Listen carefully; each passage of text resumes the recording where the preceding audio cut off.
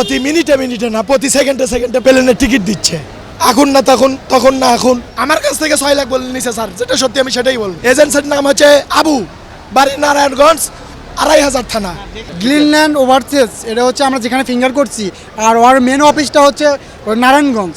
তা আমরা যদি ভাই যদি না যাইতে পারি, তাহলে তো আমাদের এই জীবন রেখে লাভ নেই ভাই। আমরা তো ঋণ করে টাকা আনছি ভাই, বাসা থেকে ঋণ করে টাকা আনছি। এখন আমরা ঋণ করছি অনেক টাকা, ঋণ করে আমরা তো সফল হলে বিদেশ যাইতাম না।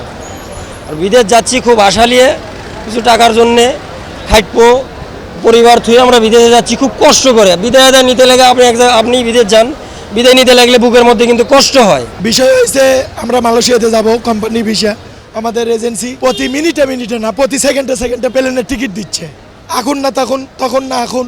আমাদেরকে সকালে ফোন দিয়ে বলছে যে তোমরা যে কয়জন আছো সবাই এয়ারপোর্টে চলে যাও, আমি টিকিট নিয়ে আসতেছি স্যার। আজ আপনার সকাল 8টা থেকে এখন কয়টা বাজে স্যার, রানিং বইয়া রয়েছি স্যার। ফোন দিচ্ছি, ফোন ধরতেছে না।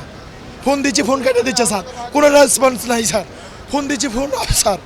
কি বলবো স্যার, এখানে বলার কিছুই নেই। আমি হতাশ, আমি আমার লাইফ নিয়ে হতাশ স্যার। 6 লক্ষ টাকা দিছি স্যার, আমাদের ক্যারিয়ারই শেষ, ক্যারিয়ার পুরো ক্যারিয়ার নষ্ট করে দিচ্ছে। 6 লক্ষ টাকা দিছি স্যার। আমরা মোট 24 জন স্যার। এক এজেন্সির মোট 24 জন আমরা।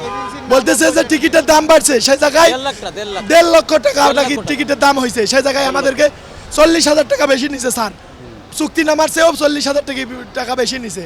প্রথমে চুক্তিনামা ছিল 5,60,000 টাকা স্যার।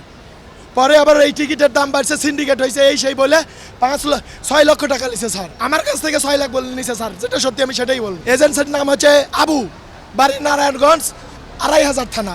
গ্রিনল্যান্ড ওভারসিজ, এটা হচ্ছে আমরা যেখানে ফিঙ্গার করছি, আর ওর মেন অফিসটা হচ্ছে নারায়ণগঞ্জ। আমরা হচ্ছে যার মাধ্যমে যাচ্ছি তার নাম হচ্ছে মোহাম্মদ আবু। ওর মাধ্যমে আমরা হচ্ছে আমাদের যাওয়ার কথা। তো মনে করেন যে ভাই তো বললোই সব, আমরা একই কোম্পানির লোক সবাই। আমাদেরকে বিভিন্ন রকমের কায়দা কুশলভাবে টাকা পয়সা নিছে। চুক্তিপত্র যে সই করছি, চুক্তিপত্র সই করার আগে আমাদেরকে টাকা ফুল পেমেন্ট করছি ভাই। আমরা যে চুক্তিপত্রটা পড়বো যে এখানে আমাদের এত টাকা স্যালারি, আমাদেরকে ওভারটাইম আছে কি না, এই সেই এগুলো পড়ার কোনো ইয়ে নাই, ওখানে কোনো অপশান নাই গো। আমাদেরকে জাস্ট আমরা সাইন দিছি, সাইন দেওয়ার পর আমরা এই চুক্তিপত্রটা পাইছি হাতে। তো চুক্তিপত্র পাওয়ার পর আমাদেরকে বলছে যে তোমরা হচ্ছে ইয়ে করো, তোমরা অফিসের বাইরে দাঁড়াও, তোমরা ওখানে দাঁড়াও, আমরা হচ্ছে টিকিট নিয়ে আসতেছি। তো ওখানে দাঁড়ানোর পর বলতেছে যে না, এখন হচ্ছে টিকিট দেওয়া যাবে না, 2 ঘন্টা পর আমরা টিকিট নিয়ে আসতেছি, তোমরা একবার ডাইরেক্ট রুমে যাও। তো রুমে গেলাম, 2-3 ঘন্টা পার হয়ে গেল, এর কোনো খোঁজখবর নাই। তো লাস্ট 12:30টার দিকে আমাদের এজেন্সির সাথে আমাদের কাছে গেছে, যা বলছে যে হচ্ছে একটু সমস্যা হচ্ছে, তো এটা কোনো বিষয় না, তোমরা সবসময় ব্যাকটেক নিয়ে তোমরা রেডি হয়, যে কোনো মুহূর্তে আমি তোমাদেরকে টিকিট দিব, তোমরা চলে যাবে। তো এরপর সারা রাত চলে গেল। সকালবেলা ফোন দিছে, বলছে যে 9:30টার দিকে ফোন দিছে, দিয়ে বলছে যে তোমরা করো, ব্যাগপত্র নিয়ে যতজন লোক আসো সব হচ্ছে এয়ারপোর্টে যাও। আমরা এয়ারপোর্টে আসছি, বলছে এয়ারপোর্টে যাও, এয়ারপোর্টে গেলে আমি আসতেছি, তোমাদের টিকিট নিয়ে আসতেছি। তো এয়ারপোর্টে আসার পর ভাই আমরা 2-2.5 ঘন্টা পর ওর সাথে কন্ট্যাক্ট করতে চাচ্ছি, ও কন্ট্যাক্ট পাচ্ছি না। পরে 2 ঘন্টা পর কথা হইতেছে যে আগেকার হচ্ছে 24 জন লোকের মধ্যে আমাদের 9 জনের টিকিট বলে কনফার্ম হয়েছিল, তো ওইটাও নাকি ক্যান্সেল হয়ে গেছে।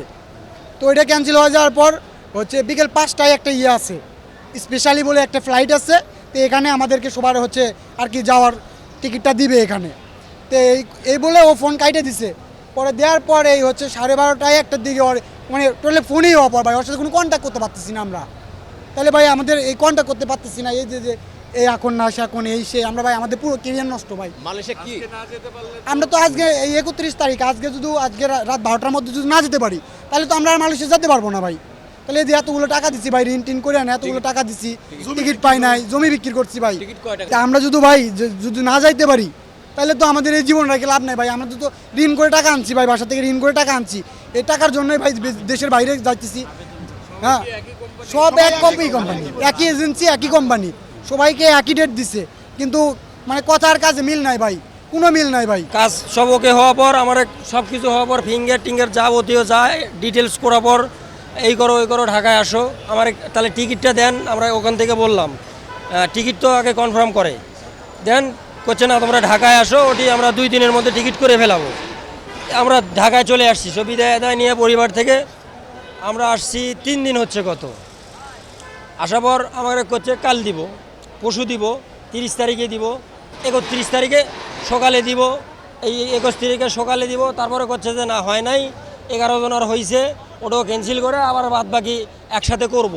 করে এই 1:20 আমার ফ্লাইটের কথা ছিল, এটার কথা বলছে, বলে ফোনে বলছে যে তোমরা একটু বাইরে আসো, এটা হয়নি, নিচে ব্যাগটা নিয়ে যেতে বললো। তো আমরা ব্যাগ এখানে রেখে নিচে গেলাম, যা ফোনে কন্ট্যাক্ট করলো আমার দালাল, কন্ট্যাক্ট করে বলতেছে, কন্ট্যাক্ট করে বললো যে হবে না, মানে আমরা পারি নাই।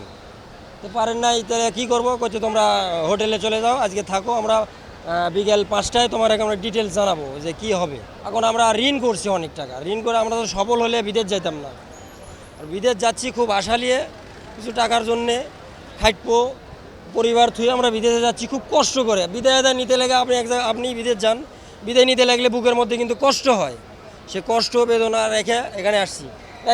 এখানে টিকিট দেওয়ার কথা বলে এই জায়গায় আরে ফোন বন্ধ, তাহলে আমরা এখন যাচ্ছি কোথায়?